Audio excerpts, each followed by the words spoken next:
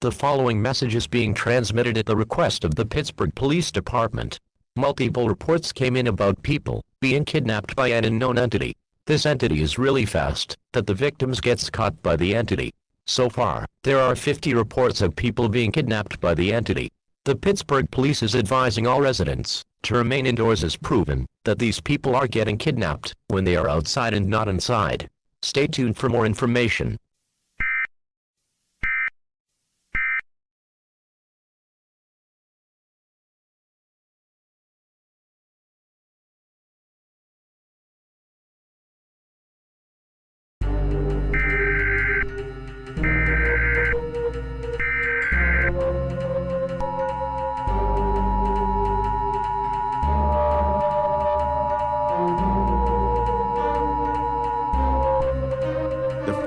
Message is being transmitted at the request of the Pennsylvania State Police Department and the Federal Emergency Management Agency. Residents who are living in the western side of Pennsylvania are strongly advised to remain indoors and do not go outside for any reason. Several reports of people being lured outside and getting caught by the entity.